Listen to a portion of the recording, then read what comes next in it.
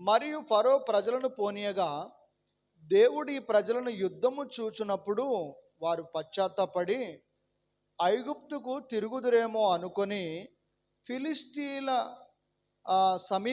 ఫిలిస్తీన్ల దేశము సమీపమైనను ఆ మార్గమున వారిని నడిపించలేదు. ఏముందంటే ఇక్కడ ఫరో ప్రజలను పోనీయగా, మీ ప్రజలు తీసుకొని బయలుదేరండి, కానానుకు బయలుదేరండి అని రాజు ఆజ్ఞ ఇచ్చాడు, సెలవిచ్చాడు. రాజు ఆజ్ఞ ఇచ్చిన తర్వాత ప్రజలు బయలుదేరారు. అయితే వీరి ప్రయాణంలో దేవుడు ఏమంటున్నాడు? వీరు యుద్ధం చూడకుండా ఉండాలి, అంటే యుద్ధం ఎదురుపడకుండా వీరికి ఉండాలి అని దేవుడు వారు పశ్చాత్తాపడి మళ్ళీ ఐగుప్తుకు తిరుగుదురేమో అనుకొని ఫిలిస్తీన్ల దేశం సమీపమైన మార్గం అయినప్పటికీ కూడా వారిని నడిపింపలేదు అని ఇక్కడ రాయబడింది.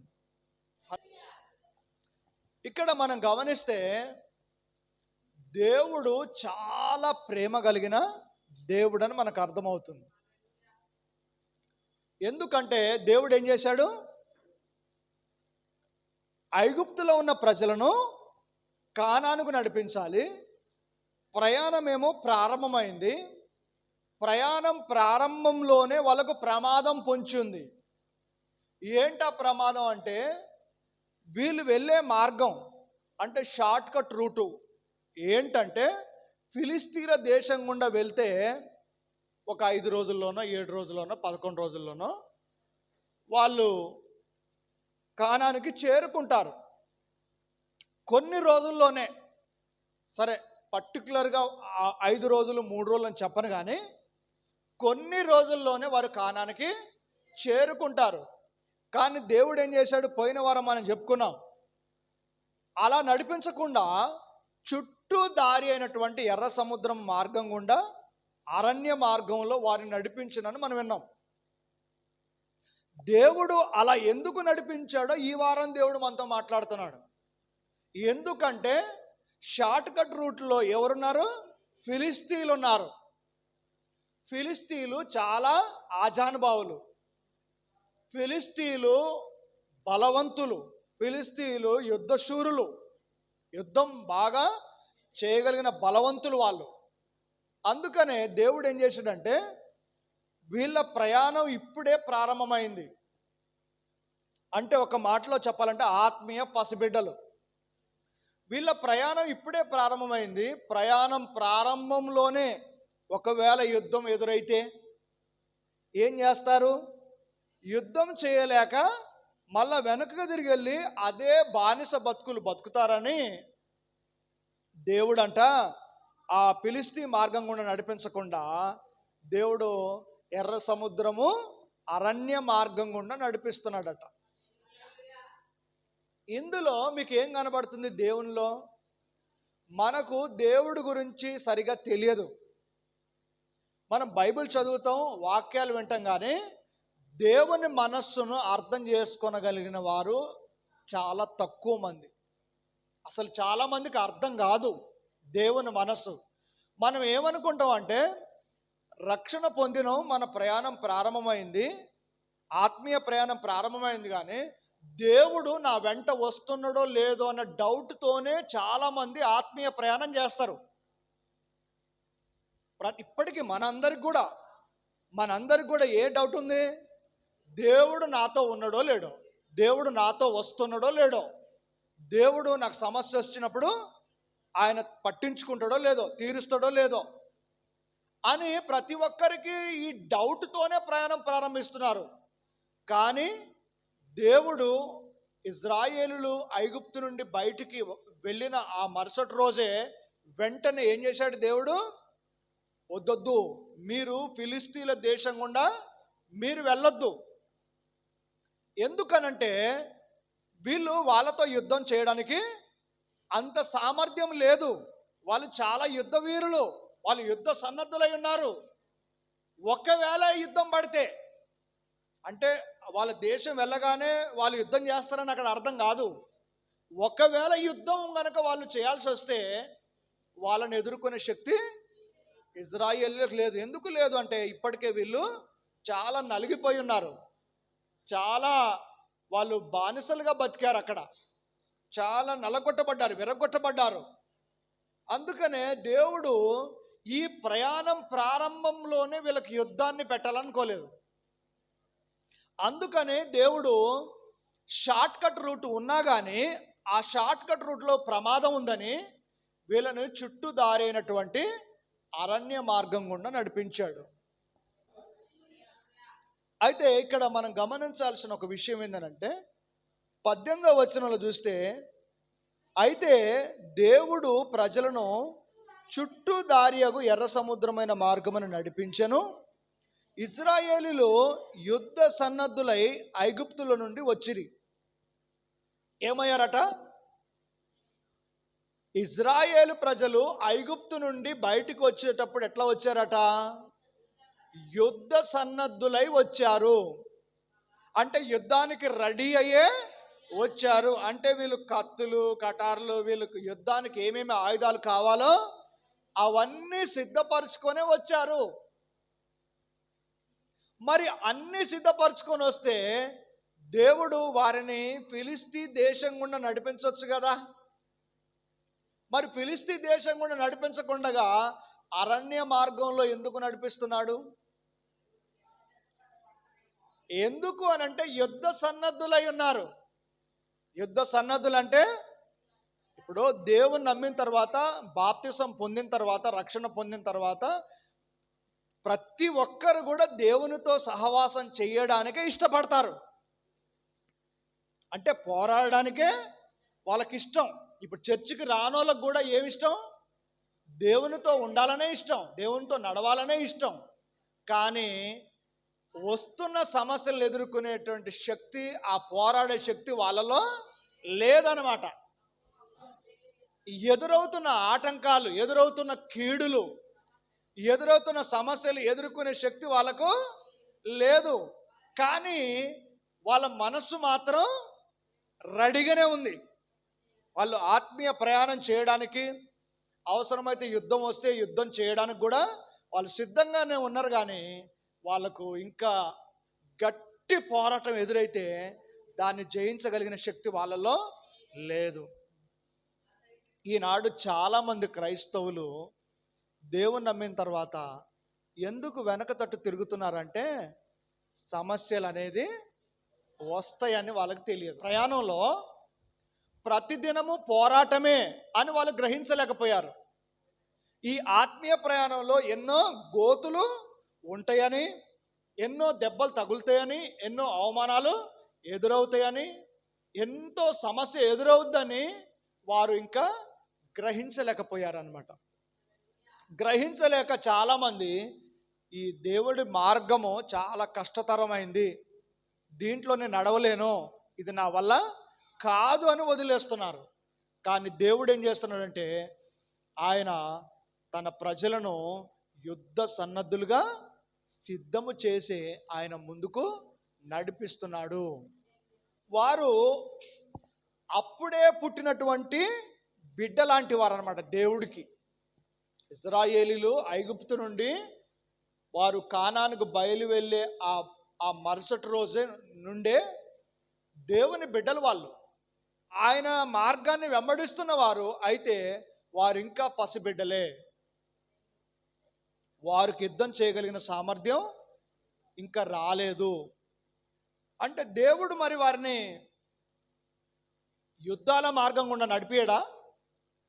ఆ తర్వాత వాళ్ళు ఎర్ర సముద్రం అనే మార్గం గుండా వెళ్ళినా, అరణ్య మార్గం గుండా వెళ్ళినా వారు కొన్ని యుద్ధాలు కూడా చేశారు. ఇశ్రాయేలీయులు కొన్ని యుద్ధాలు ఎదుర్కోవాల్సి వచ్చింది. వారు ఆ కానాను వెళ్ళడానికి కొన్ని యుద్ధాలు చేశారు ఆల్రెడీ. మరి దేవుడు ఎందుకు ముందుగా ఈ ఫిలిస్తీ దేశం కూడా నడిపించలేదు అంటే, ఇప్పుడే వాళ్ళకి యుద్ధం ఎదురైతే ఏమవుతారు? మళ్ళీ వెనక తట్టు తిరుగుతారని దేవుడు సడన్గా వెంటనే, రక్షణ పొందిన వెంటనే నీకు యుద్ధాన్ని అనుమతించడు దేవుడు.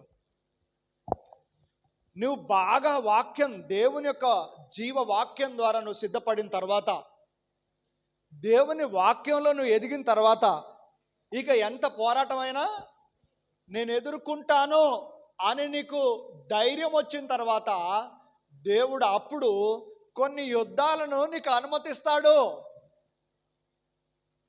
కొన్ని యుద్ధాలు నీ ముందు పెడతాడు. అప్పుడు మనం పోరాడవలసి ఉన్నది.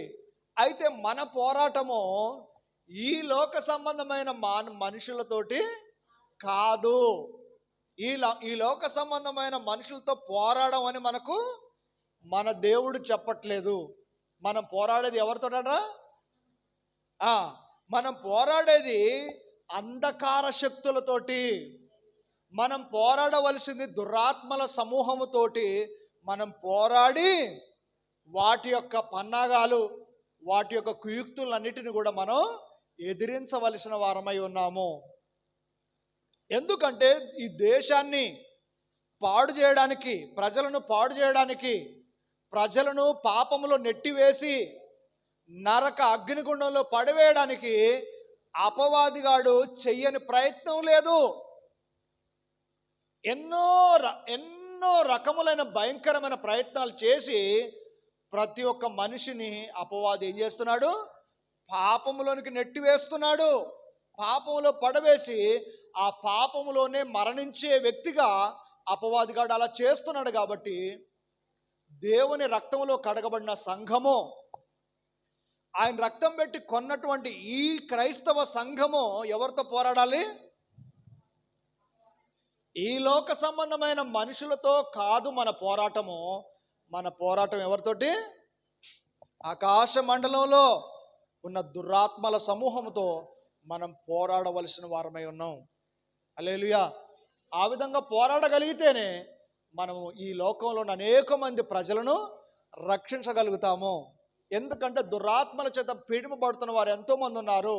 అంధకార శక్తుల చేత పీడింపబడుతున్న వారు ఎంతోమంది ఉన్నారు. కాబట్టి వారి కట్లను విప్పడానికి, వారి కట్లను తెంపడానికి నువ్వు ఆత్మీయ పోరాటము పోరాడాలంటే వెంటనే నీకు దురాత్మ శక్తులతో పోరాడే అవకాశము రక్షణ పొందిన వెంటనే నీకు దొరకదు. కొంతకాలము దేవునితో నువ్వు ఎదిగిన తర్వాత, ఆయన వాక్యాన్ని నువ్వు అర్థం చేసుకున్న తర్వాత, ఆ వాక్యాన్ని నీ హృదయం అనే పలక మీద రాసుకున్న తర్వాత, కొన్ని ఆటంకాలు, కొన్ని ఒత్తిడులు, కొన్ని సమస్యలు, కొన్ని అనారోగ్యాలు, కొన్ని బాధలు ఎదురైన తర్వాత, వాటన్నిటి నుండి బయటపడ్డ తర్వాత అప్పుడు దురాత్మలతో పోరాడేటువంటి అనుభవాన్ని కూడా దేవుడు మనకు ఇస్తాడు. అది చాలా ఉన్నతమైన అనుభవము. దురాత్మ శక్తులతో పోరాడడం, చీకటి శక్తులతో పోరాడడం, అంధకార శక్తులతో పోరాడడం, శరీర ఆశలతో పోరాడి గెలవడం అనేది అది చాలా ఉన్నతమైన పోరాటము. ఆ పోరాటం మనకు ఎదురవుద్ది. కానీ ఇప్పుడు ప్రారంభ జీవితంలోనే అందరు ఉంటున్నారు కాబట్టి ఇప్పుడు దేవుడు దాన్ని మనకు అనుమతి ఇవ్వట్లేదు. ఇజ్రాయేల్ ప్రజలు కూడా పోరాడాలి, కానీ ఇప్పుడే వెంటనే ఆ పోరాటాన్ని వారికి ఇవ్వడం లేదు. ఇక్కడ గమనిస్తే 18వ వాక్యంలో వారు యుద్ధ సన్నద్ధులై వచ్చారంట. ఐగుప్తు నుండి ఇజ్రాయేల్ ప్రజలు బయటకు వచ్చినప్పుడు ఎలా వచ్చారు?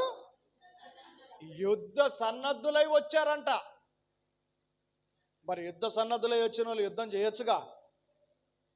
అంటే సిద్ధపాటు అనేది ఉన్నది, కానీ పోరాడేంత శక్తి లేదని దేవుడు వారిని వేరొక మార్గం గుండా నడిపించాడు. అంటే మన మంచి కాపరి అయిన మన ప్రభు అయిన యేసేకు ఏ టైంలో ఏం చేయాలో, ఎప్పుడు నిన్ను ముందుకు నడిపియాలో, ఎప్పుడు నిన్ను ఆ సమస్య నుండి బయటకు తీసుకురావాలో, ఎప్పుడు నిన్ను హెచ్చించాలో, ఎప్పుడు నిన్ను వాడుకోవాలో, ఎప్పుడు నిన్ను లేవనెత్తాలో ఆయన తన సమయాన్ని బట్టి మనందరినీ నడిపిస్తాడు. ఇప్పుడు ఇజ్రాయేల్ ప్రజలు వారి ఆలోచనను బట్టి యుద్ధ సన్నద్ధులు అయి ఉన్నారు, కానీ వారు ఆలోచనను బట్టి పోరాడితే వారు ఓటమి పాలవుతారు. కానీ దేవుని ఆలోచన ప్రకారంగా వారు పోరాటం స్టార్ట్ చేస్తే వారు ఎక్కడికైతే గమ్యం చేరుకోవాలని దేవుడు దిశ నిర్ణయించాడో ఆ గమ్యానికి, ఆ దిశలో నడిచి వారు అక్కడికి చేరుకుంటారు. మనకెన్నో ప్లాన్స్ ఉంటాయి, మనకెన్నో ఆలోచనలు ఉంటాయి. మన ఆలోచనల ప్రకారం నడిస్తే మనము ఈ అంధకార శక్తులతో, దురాత్మలతో పోరాడి విజయం సాధించలేం. కానీ మనం దేవుని మాట ప్రకారంగా, ఆయన ఆజ్ఞ చొప్పున నడవగలిగితే ఖచ్చితంగా మన గమ్యాన్ని చేరుకోగలుగుతాము. హల్లెలూయా. మనం ఎప్పటి నుంచి మరి యుద్ధ సన్నద్ధులము? రక్షణ పొందిన నాట నుండే మనం యుద్ధ సన్నద్ధులం. ఎప్పుడైతే నువ్వు మారు మనసు పొందావో, ఎప్పుడైతే యేసుక్రీస్తుని సొంత రక్షకుడిగా అంగీకరించావో, ఆ రోజు నుండే, ఆ క్షణం నుండే మనం యుద్ధములో పోరాడవలసిన వారమని గుర్తించాలి. అంటే మనం పసిపిల్లలమే కానీ, ఇప్పుడే పుట్టిన బిడ్డలాంటి వాళ్ళమే కానీ, రక్షణ పొందిన వెంటనే కానీ మన పోరాటం అనేది ప్రారంభం అయింది అని మనము గ్రహించుకోవాలి. తర్వాత మన పాప నియమముతో కూడా మనం పోరాడాలి. తర్వాత ఆత్మ శరీరంతో పోరాడాలి. మన ఆత్మ మన శరీరంతో పోరాడాలి. పోరాడుతుందా మరి? శరీరమే ఆత్మతో పోరాడుతుందా? ఆత్మ శరీరంతో పోరాడుతుందా? ప్రతి ఒక్కరి ఆత్మ శరీరంతో పోరాడి గెలవాలి. కానీ రివర్స్ జరుగుతుంది. అందరి ఆత్మల మీద వాళ్ళ శరీరమే పోరాడి గెలుస్తుంది. కారణం ఏంటంటే వారు దేవునితో, వారు మంచి సహవాసంలో నిలబడలేకపోతున్నారు. దేవునితో అంటు కట్టబడిన జీవితంలో వారు ఉండలేకపోతున్నారు. అందువలన వారి సహవాసం దేవుడితో ఉండట్లేదు. కాబట్టి వాళ్ళ శరీరమే వారిపైన విజయం సాధిస్తుంది. శరీర ఆశలను, శరీర కోరికలను జయించలేకపోతున్నారు. వాటి మీదనే ఓటమి పాలవుతుంది ఆత్మ. అలా ఓటమి పాలైనంత అలా ఎంతకాలం నువ్వు ఓటమి పాలవుతావో అప్పటి వరకు శరీరమే గెలిచినట్టు. కానీ దేవుడు ఏమంటున్నాడు? ఆత్మ ద్వారా శరీరాన్ని చంపండి అంటున్నాడు. మనమందరం కూడా ఆత్మ ద్వారా శరీరాన్ని చంపి మనము మంచి పోరాటం పోరాడాలి. అపోస్తలుడైన పౌలు గారు ఏమన్నాడు? నేను మంచి పోరాటము పోరాడి తిని నా పరుగు కడముట్టించింది, తొడముట్టించిందని చెప్పాడు. కాబట్టి మన ప్రయాణం మంచి ప్రయాణం. మన పోరాటము కూడా ఏమై ఉండాలి? మంచి పోరాటమై ఉండాలి. ఇప్పుడు 19వ వచనం ఒకసారి చదవండి.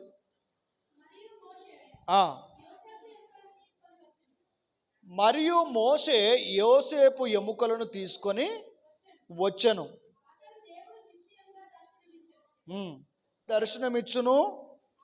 అప్పుడు మీరు నా ఎముకలను ఇక్కడి నుండి తీసుకొని పోవాలని ఇజ్రాయేలుల చేత రూఢిగా ప్రమాణము చేయించుకొని ఉండెను. ఇక రెండో మాట ఏందనంటే, యోసేపు వృద్ధాప్యంలో ఉన్నాడు. ఐగుప్తులో యోసేపు వృద్ధాప్యంలో ఉన్నాడు. ఇజ్రాయేలు ప్రజలు ఇంకా వాళ్ళు బయటికి వెళ్ళే టైంలో, అంటే ఫరో ఆజ్ఞ ఇచ్చి ఇక మీరు మీ దేశానికి వెళ్ళిపోండి అని ఆజ్ఞ ఇచ్చే టైంకి యోసేపు ఎలా ఉన్నాడట? వృద్ధాప్యంలో ఉన్నాడు. వృద్ధాప్యంలో ఉన్న యోసేపు ఏం చెప్తున్నాడంటే, ఇదిగో మీరు ఇజ్రాయేలు దేశం వెళ్ళేటప్పుడు ఇక్కడి నుంచి నా సమాధి తవ్వి నా ఎముకలను తీసుకొని వెళ్ళి అక్కడ కానాను, దేవుడు మనకు స్వాస్థ్యంగా ఇచ్చినటువంటి ఆ కానాను భూమిలో నా ఎముకలను పాతిపెట్టండి అని చెప్తున్నాడు. మరి దీంట్లో నుంచి మనం ఏం ఆత్మీయ పాఠం నేర్చుకోవాలి? దీంట్లో మన ఆత్మీయ పాఠం దేవుడు ఏం నేర్పిస్తున్నాడంటే, యోసేపుకు శుభప్రదమైన నిరీక్షణ ఉంది. ఏం నిరీక్షణ ఉంది?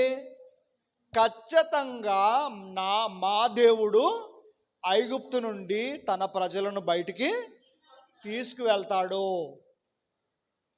ఆయన ఇక్కడే ఉంచడు వాళ్ళని, వాళ్ళకొక ప్రయాణాన్ని సిద్ధపరిచాడు. ఏదో ఒక రోజు ఖచ్చితంగా నా ప్రజలందరూ కూడా గోషెను నుండి బయలుదేరి ఎక్కడికి వెళ్తారు? కనానుకు వెళ్తారు. ఇది నా నిరీక్షణ, ఇది నా ఆశ, ఇది ఖచ్చితంగా జరుగుద్ది అని యోసేపు నమ్మాడు. చనిపోకముందే నమ్మాడు. ఇంకా మరణించకముందే నా ఎముకలను మీరు వెళ్ళేటప్పుడు నేను చనిపోతాను, నా ఎముకలు తీసుకుపోయి అక్కడ నా స్వాస్థ్య మన దేవుడు మనకు స్వాస్థ్యంగా ఇచ్చిన ఆ భూమిలో పాతిపెట్టమని చెప్పాడు. హల్లెలూయా. ఇక్కడ మనకు అర్థం కావాల్సిన విషయం ఏంటంటే, మన జర్నీ ప్రారంభమైంది. రక్షణ పొందినప్పుడే నీ ఆత్మీయ ప్రయాణం ప్రారంభమైంది. నీ ఆత్మీయ ప్రయాణంలో ఎన్నో పోరాటాలు నువ్వు ఎదుర్కోవాల్సి ఉంది. నువ్వు దురాత్మలతో, అంధకార శక్తులతో పోరాడవలసి ఉంది. పోరాడుతూనే ఉన్నావు అనుకో. అయితే ఖచ్చితంగా దేవుడు మనల్ని గమ్యానికి చేరుస్తాడు. అంటే దేవుడు నన్ను పరలోక రాజ్యానికి చేరుస్తాడు అనే ఒక దృఢమైన నమ్మకము, ఆ దృఢమైన సంకల్పము నీ హృదయంలో ఉండాలి.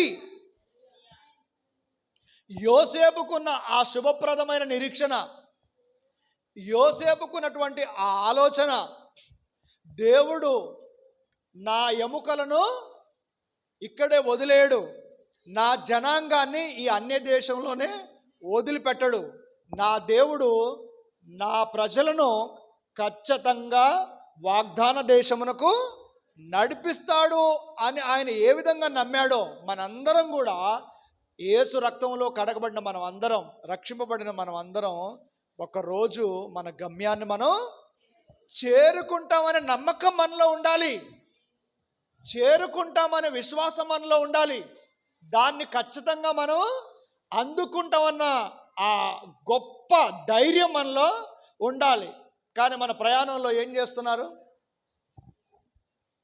ఈ ప్రాణం పోయిన తర్వాత ఈ గాలి ఎడిపోద్దో, ఏం సంగతో, ఎక్కడికి వెళ్తుందో ఏందో అని అన్ని పిచ్చి పిచ్చి డౌట్లు అన్నీ వస్తాయి మనకి. దేవుడు చెప్పని డౌట్లన్నీ పెట్టేది ఎవడు? దేవుడు ఏమన్నాడు? నేను మిమ్మల్ని నా రాజ్యంలోనికి చేరుస్తానని వాగ్దానం ఇచ్చాడు.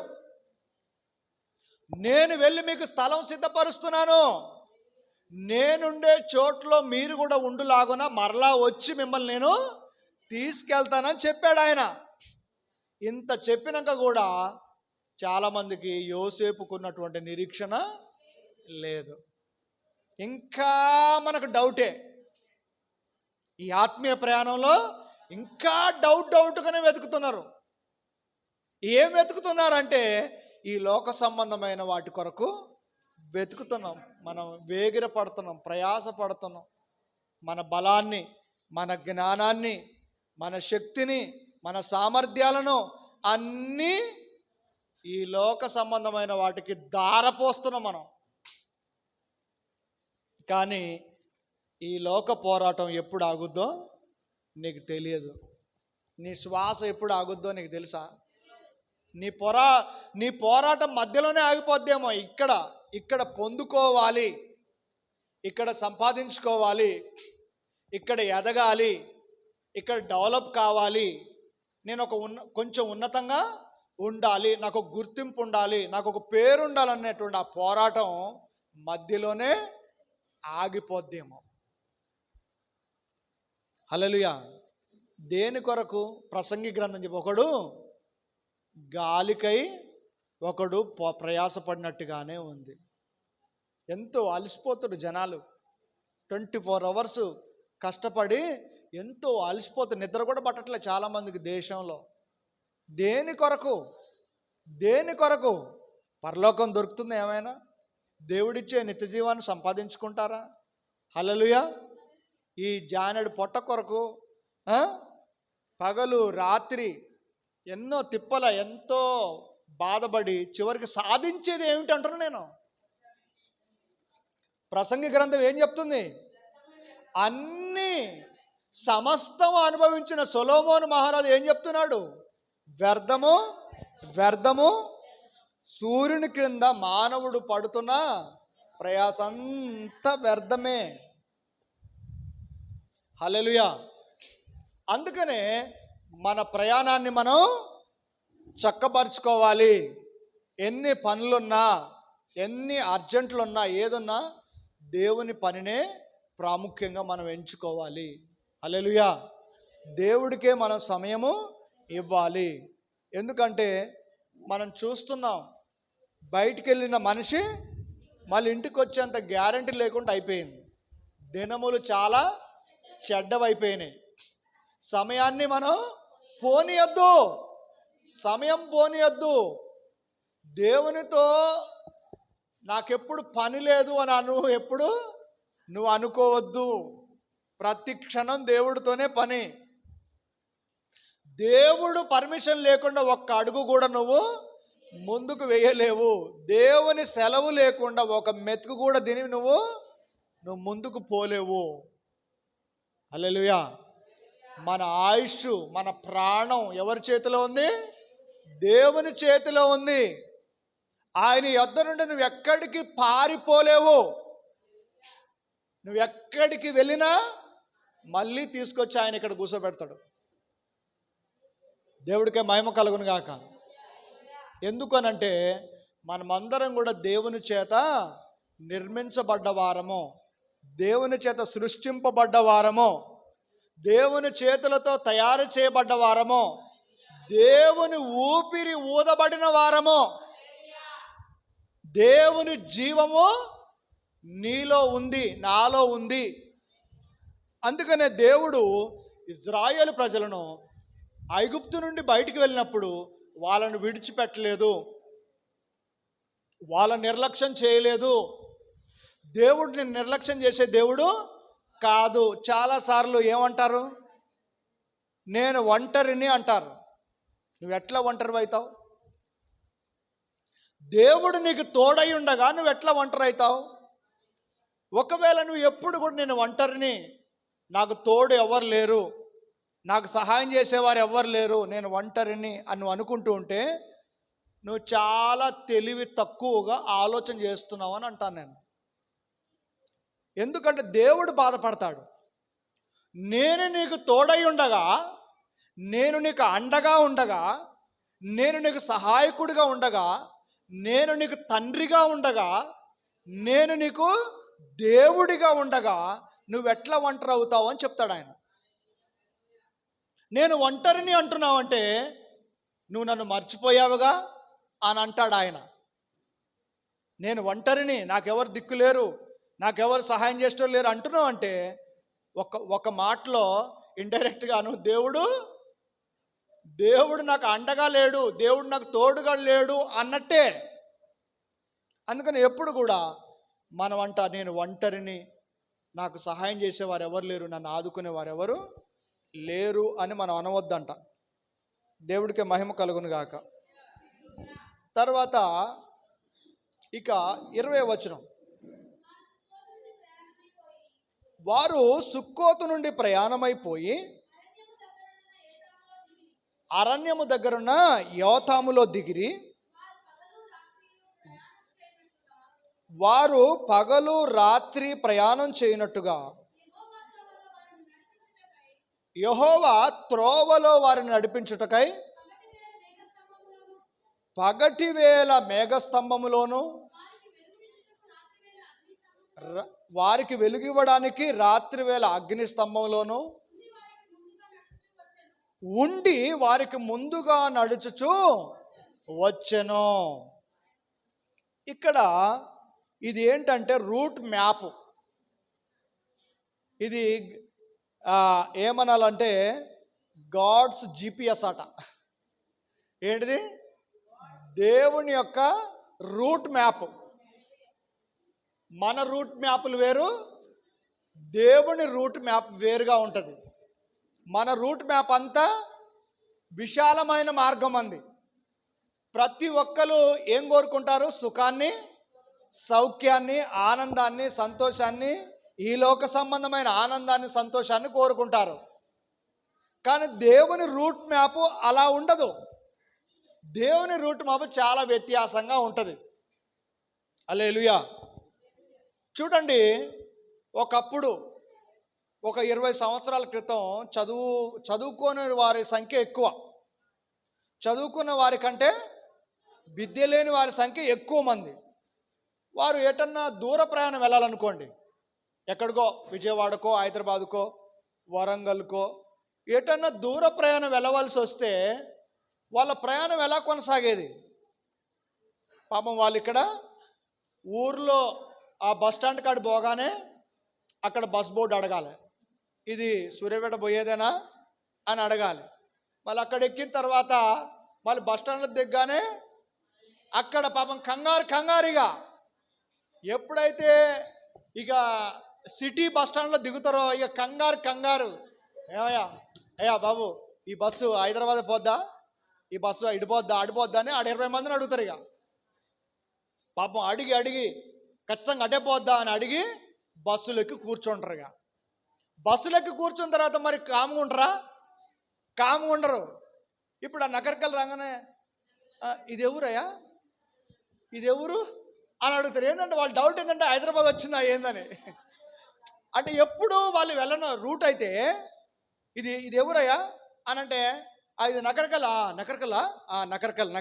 మళ్ళీ ఆగుతారా? ఆగారు. మళ్ళీ కొద్ది దూరం పోయిన తర్వాత ఇది ఎవరయ్యా. ఎందుకు? వాళ్ళకి అవసరమా అవన్నీ? వాళ్ళకి అవసరం లేదు. కానీ వాళ్ళు గమ్యాన్ని చేరుకోవడానికి ఏం చేస్తారు? వాళ్ళు ఎక్కడికైతే చేరుకోవాలో అక్కడికి వెళ్ళేంత వరకు వాళ్ళు ప్రతి ఊరి పేరు తెలుసుకుంటారు. వాళ్ళు పాపం కొంతమంది 100 మందిని అడుగుతారు, మళ్ళీ వీళ్ళు చెప్పింది కరెక్టో కాదో అని. ఇప్పుడు ఈ బస్సు ఎడిపోద్దామంటే హైదరాబాద్ పోద్దంటే మళ్ళీ ఇంకొకళ్ళు పోయి ఈ బస్సు ఎడిపోద్దాయా అని నలుగురు చెప్పిన తర్వాత ఎక్కుతారు అది. ఎందుకంటే హైదరాబాద్లో ఒకప్పుడేంది ఇప్పుడు కూడా మనకు హైదరాబాద్లో దిగిన తర్వాత ఎటన్నా కోటి కన్నా ఎటన్నా పోవాలంటే, చార్మినార్ కన్నా ఇంకా మక్కా మసీద్ ఎటన్నా పోవాలంటే ఇది రూటు, నేను పలానా ఏరియాకి పోవాలి, ఎటు పోవాలని అంటే ఏం చెప్తారంటే ఇదిగో సీదా తీసుకొని రైట్ తీసుకో అంటారు, లేకపోతే లెఫ్ట్ తీసుకో, లేకపోతే స్ట్రైట్కి వెళ్ళు అంటారు. కానీ ఆ చెప్పేటోడికి నిజంగా రూటు తెలియదు. మరి ఎందుకు చెప్పాడు తప్పు? అది ప్రెస్టేజ్ పోవద్దని. ఇప్పుడు ఆయన తెలియక నన్ను అడిగిండు, నేను తెలిసిన వాళ్ళు లెక్క చెప్పాలి. హల్లెలూయా. కానీ వాడికి కూడా తెలియదు ఆ రూట్ ఎడిపోవాలో. అట్లా చాలామంది రూటు తెలవకున్నా రూటు తెలిసినట్టుగా చెప్పే వాళ్ళు ఉంటారు. వాక్యం కూడా అంతే. వాక్యం కూడా ఎట్లుంటుందనంటే చాలామందికి వాక్యం సరిగా తెలియదు, కానీ దాన్ని తెలిసినట్టుగానే అన్నీ, ఇదిగో నీకు ఈ ఆశీర్వాదం వస్తుంది, నీకు ఆ ఆశీర్వాదం వస్తుంది, నువ్వు ఇట్లా బ్లెస్ అవుతావు, నువ్వు అట్లా బ్లెస్ అవుతావు అని ఏదో వాక్యాలు ఎత్తిపట్టి కొన్ని వాక్యాలు బట్టి అదే రైట్ అని చాలామంది ప్రజలను తప్పు త్రోవలో నడిపిస్తున్నారు. నిజంగా దేవుని యొక్క రాజ్యంలోనికి ఆ రూట్ మ్యాప్ చెప్పరు. ఆయన రాజ్యంలో ప్రవేశించాలంటే రూట్ మ్యాప్ ఎట్లా, దేని గుండా ప్రయాణం చేయాలి, ఆ ప్రయాణంలో ఏమేమి ఎదురవుతాయి, ఆ ప్రయాణంలో ఏమేమి సమస్యలు ఉంటాయి, అవన్నీ చెప్పకుండా నువ్వు రక్షణ పొందినవుగా నువ్వు పరలోకానికి పోతావు, పాపం చేసిన నువ్వు పరలోకానికే పోతావు. దేవుడు నేను క్షమిస్తాడు, దేవుడు కరుణామయుడు, దేవుడు దయగల దేవుడు, దేవుడు నీకు అన్ని ఆశీర్వాదాలే ఇస్తాడని కొంతమంది బోధకులు ఏం చేస్తున్నారు? ప్రజలను తప్పు మార్గంలో నడిపిస్తున్నారు. ఇప్పుడు సంఘాలలో బయట ఉన్న వాళ్ళందరూ ఏమనుకుంటున్నారు? బయట లోకంలో ఉన్న వాళ్ళు మా మీద పోరాడుతారు. సేవకుల మీద, చర్చిల మీద, సంఘాల మీద పోరాడుతుంది. చాలామంది పోరాడుతారు దీన్ని ఆపాలని, ఈ యొక్క సువార్తను ఆపాలని ఎంతోమంది పోరాడుతారు. కానీ వాళ్ళకు ఒక విషయం తెలియదు, ఈ గుంపులో మొత్తం ఎక్కువ పొట్టే ఉందని. హల్లెలూయా. ఈ గుంపులో ఎక్కువ ఏముంది? గట్టి గింజలు లేవని వాళ్ళకి తెలియదు. వీళ్ళంతా నిజమైన క్రైస్తవులని వాళ్ళు అనుకుంటారు బయట. వీళ్ళంతా దేవుడి కొరకు ప్రాణాలు ఇచ్చే వాళ్ళు అనుకుంటారు. కానీ ఇది ఉప్పు అంటే మొత్తం గాలికే పోయే పొట్టని పాపం బయట వాళ్ళకి తెలవ వాళ్ళు పోరాడుతున్నారు మన మీద. దేవుడికి స్తోత్రం.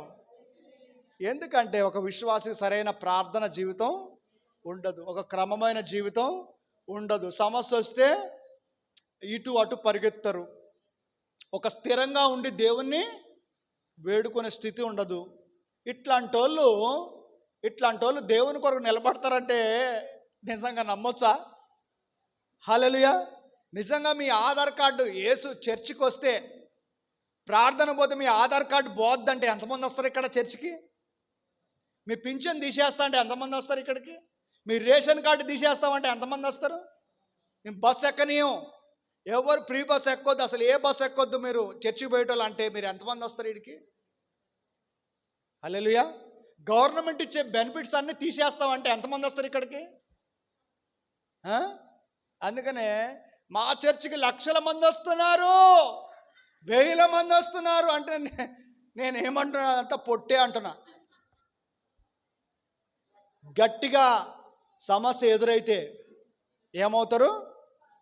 వెనక తట్టు తిరుగుతారు. మళ్ళీ చూడండి, దేవుడు అంటున్నాడు, ఈ ఇజ్రాయేలీలు ఆ ఫిలిస్తీన్ల దేశం గుండా వెళ్తే ఒకవేళ యుద్ధం కనుక ఎదురవుతే మళ్ళీ పారిపోతారు.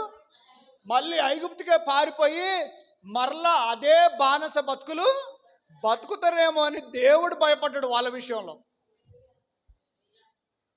దేవుడే ఆలోచన చేసి అమ్మమ్మో వీళ్ళతో చాలా జాగ్రత్తగా వీళ్ళని నడిపించాలని దేవుడు అరణ్య మార్గం గుండా వాళ్ళని నడిపించినట్టుగా మనం చూస్తున్నాం. ఇక్కడ మనం 3 పేర్లు గుర్తుపెట్టుకోవాలి. ఏమేం పేర్లు? నిర్గమకాండము 12:37 చదవండి ఒకసారి.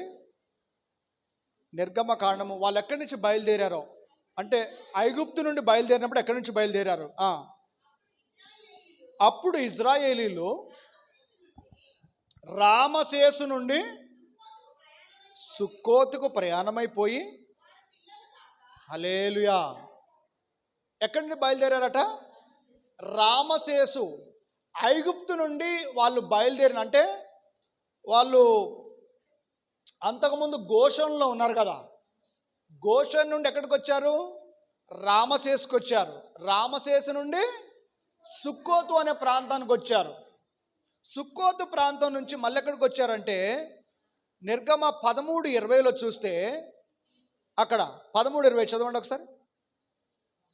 నిర్గమ 13:20.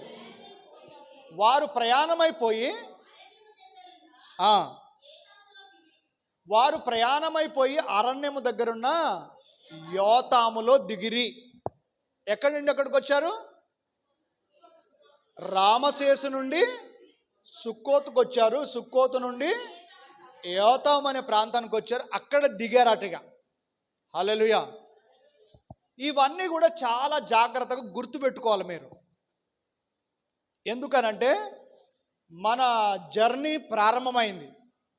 ఒక్కొక్క ఊరు వెళ్ళినప్పుడు, రామసేసుకు వెళ్ళినప్పుడు ఏం జరిగింది, అక్కడ ప్రజలు దేవుని ఎలా ఆరాధించారు, అక్కడ ఏమైనా ఆటంకాలు ఎదురైనాయా, ఒకవేళ ఆటంకం ఎదురైతే వారు దేవుడి కొరకు ఎలా నిలబడ్డారు, దేవుడు వారిని ఎలా నిలబెట్టాడు, ఈ విషయాలన్నీ మీ ఆత్మీయ ప్రయాణంలో తెలుసుకోవాలంటే ఊరి పేరు గుర్తుండాలి. ఇప్పటి నుంచి మీకు ఈ రూట్ మ్యాప్లో ఏమేమి ఊర్లు వస్తున్నాయో, వాళ్ళ జర్నీలో ఇజ్రాయేలు ప్రయాణంలో వాళ్ళకి ఏమేమి ఎదురవుతున్నాయో ఇప్పటి నుంచి ఉంటాయి మీకు. కాబట్టి మీరు మిస్ అవ్వద్దు. ఏ ఊర్లో ఏం జరిగిందో టకా చెప్పవలసి ఉంటుంది అనమాట. అందుకనే ఎక్కడ ప్రయాణమని జర్నీ? రామసేసులో స్టార్ట్ అయ్యారు, సుక్కోతుకు వచ్చారు, సుక్కోతు నుండి యోతాము అనే ప్రాంతానికి వచ్చి అక్కడ దిగారు అని రాయబడింది. దేవునికి మహిమ కలుగును గాక. అక్కడ వీళ్ళు బయలుదేరినప్పుడు ఏముంది? అక్కడ పగలు మేఘస్తంభమును రాత్రి అగ్ని స్తంభముగా ఉన్నాడు. ఇజ్రాయేలీల ప్రయాణంలో దేవుడు పగలు మేఘస్తంభముగాను రాత్రి అగ్ని స్తంభముగా ఉన్నాడు. మనము 23వ కీర్తనలో చూస్తే అక్కడ ఏం రాయబడింది? యెహోవా నా కాపరి, నాకు లేమి కలుగదు. పచ్చిక గల చోట్ల ఆయన నన్ను పరుండజేయుచున్నాడు. శాంతికరమైన జలముల యొద్ద ఆయన నన్ను నడిపించున్నాడు. నా ప్రాణమునకు ఆయన సేద తీర్చుచున్నాడు. హల్లెలూయా. ఇక్కడ వినండి అందరూ, దేవుడు ఎవరంట? మంచి కాపరి. మంచి కాపరి ఏం ప్లాన్ చేశాడు? తన ప్రజల కొరకు మంచి కాపరి ఏం ప్లాన్ చేశాడంటే, వాళ్ళ ఆత్మీయ ప్రయాణ ప్రారంభంలోనే వాళ్ళకి యుద్ధాలను అనుమతించలేదు. అంత మాత్రమే కాకుండా వాళ్ళ ప్రయాణంలో పగలు మేఘస్తంభంగా నిలబడుతున్నాడు, రాత్రి అగ్ని స్తంభంగా నిలబడుతున్నాడు. అంటే దీని అర్థం ఏంటంటే, మనము పోరాడవలసింది చాలా భయంకరమైనటువంటి దురాత్మలు ఉన్నాయి, అంధకార శక్తులు, చీకటి శక్తులు ఉన్నాయి. అటువంటి పగటిలో ఎదురయ్యేటువంటి తెగులు, పగటిలో ఎదురయ్యే అగ్ని బాణాలు, పగటిలో ఎదురయ్యేటువంటి సమస్యలు ఏదైతే ఉందో వాటికి ఆయన పగలు మేఘస్తంభముగా ఉండి వారి మీదకి ఆ కీడు రాకుండా ఆయన కాపాడుతున్నాడు. రాత్రి ఎందుకంటే పగటి ఎందైతే వెలుగుంటుంది, అప్పుడు మనుషుడు త్రొట్టుపడడు. కానీ రాత్రి అందు ఏమి లేదు, వెలుగు లేదు కనుక అప్పుడు ప్రతి మనుషుడు ఏమవుతాడంట? భయపడతాడంట. రాత్రిలో భయపడతారు. అందుకని రాత్రి కూడా దేవుడు వారిని విడిచిపెట్టలేదు. ఏమయ్యాడు? రాత్రి అగ్ని స్తంభంగా ఉన్నాడు. హల్లెలూయా. చూడండి, అగ్ని ముందుకు వచ్చేదా నిలబడగలదా? ఇప్పుడు అగ్ని అంటే, ఇప్పుడు ఆ గొర్రెలు, ఇజ్రాయెల్ ప్రజలందరూ ఏమై ఉన్నారు? గొర్రెలై ఉన్నారు. ఆయన వాడికి మంచి కాపరై ఉన్నాడు. ఇప్పుడు రాత్రి వేళ ఏమేమి వస్తాయి? రాత్రి వేళ సింహాలు వస్తాయి, పులులు వస్తాయి, ఎలుగుబంట్లు వస్తాయి, వచ్చి తోడేళ్ళు వస్తాయి. ఆ గొర్రెలను ఎత్తుకొని వెళ్ళిపోవడానికి అవి పొంచి ఉంటాయి. ఆ టైంలో కూడా దేవుడు ఏం చేశాడు? వారిని విడిచిపెట్టలేదు. రాత్రి అగ్ని స్తంభముగా, అంటే వాళ్ళ చుట్టూ అగ్ని మండుతున్నట్టుగా ఒక ప్రాకారంగా పెట్టాడు. పగలొచ్చే ఆటంకాలు, పగలొచ్చే కీడులకు కూడా ఆయన పగలు మేఘస్తంభంగా ఉంటున్నాడు. రాత్రి వచ్చే కీడులకు కూడా ఆయన రాత్రి అగ్ని స్తంభంగా ఆయన ఉండి నడిపిస్తున్నాడు. హల్లెలూయా. నిన్ను ఎట్లా విడిచిపెడతాడు అనుకుంటున్నావు? దేవుడు నన్ను విడిచిపెడతాడేమో, దేవుడు నన్ను పట్టించుకోవట్లేదేమో, దేవుడు నన్ను వదిలేసిండేమో అని మనం అనుకుంటాం. కానీ వదిలిపెడుతుండా? తన ప్రజలను ఆయన ఎన్నడూ విడనాడడు. ఆయన తోడై ఉండే దేవుడు, ఆయన నడిపించే దేవుడు. ఆయన పగలు మేఘస్తంభంగా, రాత్రి అగ్నిస్తంభంగా ఉండి వాళ్ళని ఎంతగా కంటికి రెప్పలాగా కాపాడుతున్న దేవుడు. వాళ్ళకి లేమి ఉందా? వాళ్ళకి లేమి లేదు. వాళ్ళకి ఏది కావాలంటే అది, అరణ్యంలో వారి అరణ్య ప్రయాణంలో వాళ్ళకి ఏది కావాలంటే అది దేవుడు వాళ్ళకి ఇచ్చుచూ వస్తున్నాడు. కాబట్టి మన ప్రయాణం ప్రారంభమైంది. మన ప్రయాణంలో దేవుడు మన చెయ్యి విడిచిపెట్టడు. అందుకని నాగటి మీద చెయ్యి పెట్టిన వాడు వెనుక తట్టు చూడకూడదు. రక్షణ పొందిన తర్వాత నువ్వు వెనక తట్టు చూడకూడదు. సమస్యలు ఎదురవుతాయి, ఇబ్బందులు ఎదురవుతాయి, గోతులు ఎదురవుతాయి, అన్నీ ఎదురైతాయి. కానీ నువ్వు పోరాడడానికి యుద్ధ సన్నద్ధులై మనం నిలిచి మనం పోరాడవలసిన వారమై ఉంటున్నాము. మన పోరాటానికి ఆయన సహాయపడతాడు. ఎందుకంటే దేవుడు అన్నాడు, నా కాడి చాలా సులువైందని చెప్పాడు. నా కాడి మీ మీద పెట్టుకొని మోయొచ్చు అని చెప్పాడు. ఎప్పుడు? ఆయనతో మనం ఉంటే, ఆయనతో నడిస్తే ఆయన కాడి మనకు చాలా సులువుగా ఉంటుంది. హల్లెలూయా. పౌలు అంటున్నాడు, నేను క్రీస్తును పోలి నడుచుకున్నాను, మీరు నన్ను పోలి నడుచుకోండి అని చెప్పాడు. అక్కడ యాకోబు ఏం చెప్పాడు? ఆది కాండంలో యాకోబు అన్నాడు, నా మందను నేను మెల్లగా నడిపించాలని చెప్పాడు. మెల్లగా నడిపించుకుంటూ రావాలి. మార్గంలో నాకు కొన్ని చిన్నపిల్లలు కూడా గొర్రె పిల్లలు కొన్ని చిన్నవి ఉన్నాయి, అవి భుజాల మీద పెట్టుకొని మొయ్యాలని చెప్పాడు. కొన్నిటి కట్లు కట్టాలి, కొన్ని నడవలేని వాటిని నెమ్మదిగా వాటిని నడిపించాలని చెప్పాడు. ఆయన ఎంత మంచి కాపరి అంటే నడవలేని వాటిని ఏం చేస్తాడు, భుజాల మీద వేసుకుంటాడట. చిన్నపిల్లలని మెల్లగా నడిపిస్తాడంట. అందుకని ఐగుప్తు నుండి వాళ్ళు బయలుదేరినప్పుడు వాళ్ళు చిన్నపిల్లలు లాంటి వాళ్ళు, పసుపు ఇప్పుడే పుట్టిన బిడ్డలు లాంటి వాళ్ళు, వాళ్ళని దేవుడు మెల్లగా, అప్పుడు వెంటనే యుద్ధాలు వారికి అనుమతించకుండా ఆయన మెల్లగా నడిపిస్తున్నాడు. దేవునికి మహిమ కలుగును గాక. కాపరి ఎక్కడుంటాడు? ఇప్పుడు కాపరి ఎక్కడున్నాడు? ఆయన వారికి ముందుగా నడుస్తున్నాడు. హల్లెలూయా. ఇశ్రాయేలులకు ఎక్కడ నడుస్తున్నాడు? పగలు మేఘస్తంభంగా, రాత్రి అగ్నిస్తంభంగా ఉండి వారిని ముందుగా నడుస్తూ, అంటే ఏ టైంలో ఏం చేయాలో దేవునికి బాగా తెలుసు. పగలు రాత్రి. ఇశ్రాయేలుల ప్రయాణం ఎప్పుడు? పగలు నడవాలి, రాత్రి నడవాలి. ఆదివారమే కాదు. మన ఆత్మీయ ప్రయాణము కేవలం ఆదివారం మాత్రమే కాదు. ఎప్పుడు నడవాలి దేవునితోటి? పగలు నడవాలి, రాత్రి నడవాలి. పగలు రాత్రి నడిస్తేనే దేవుడు ఇచ్చే గమ్యాన్ని నువ్వు చేరుకుంటావు. పగలు రాత్రి నువ్వు నడవకపోతే దేవుని గమ్యాన్ని నువ్వు చేరుకోలేవు. నీ సమయాన్ని వృధా చేస్తే, నువ్వు టైంపాస్ చేస్తే, లేకపోతే నీ సమయాన్ని దేవుడికి ఇవ్వకపోతే నువ్వు గమ్యాన్ని చేరుకోవడం చాలా కష్టతరం అయిపోద్ది. మన ఆత్మీయ ప్రయాణం ఎప్పుడు? పగలు రాత్రి 24 hours నడిస్తేనే దేవుడు ఇచ్చే ఆ మహిమను మనం చేరుకోగలుగుతాం. ఆ దేవుని మహిమలో మనం ఆనందించగలుగుతాం. కాబట్టి ఆయన మనల్ని ముందుండి నడిపించేవాడు, ఎల్లప్పుడూ నడిపించే దేవుడు. ఆయన ఏమన్నాడు? యుగ సమాప్తి వరకు నేను మీతో కూడా ఉన్నాను అని చెప్పాడు. ఆయన చివరి వరకు మనతోనే ఉంటాడు. ఒక్క క్షణం కూడా నిన్ను విడిచిపెట్టి ఆయన వెళ్ళిపోడు. ఎందుకంటే ఆయన మంచి కాపరి. ఆయన భుజాల మీద మోస్తాడు.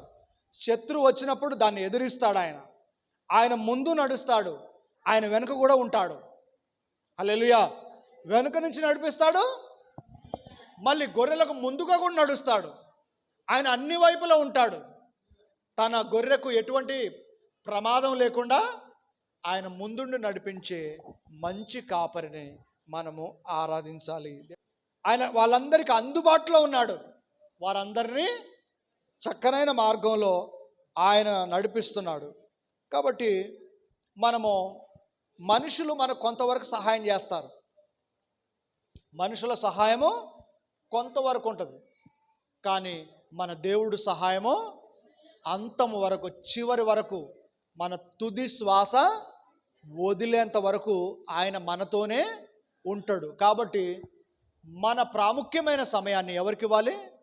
ఆయనకే ఇవ్వాలి. ఏ మనుషులకు ఇచ్చినా ఇవ్వకపోయినా మన ప్రాముఖ్యమైన సమయాన్ని మన దేవుడికే మనం ఇవ్వాలి. ఎందుకంటే ఆయనే మన పోషకుడు, ఆయనే మన సహాయకుడు, ఆయనే మన నడిపించే నాయకుడు, అన్నీ ఆయనే. కాబట్టి ఆయనకే నీ సమయాన్ని, నీ ధనాన్ని, నీ విలువైన దాన్ని అంతా కూడా ఆయనకే నువ్వు సమర్పణగా నువ్వు చేసినప్పుడు నువ్వు ఒంటరివి అవ్వలేవు. నీ ప్రయాణంలో ఎవరున్నాడు? యేసుక్రీస్తు ప్రభువు ఉన్నాడు. దేవుడికి మహిమ కలుగును గాక.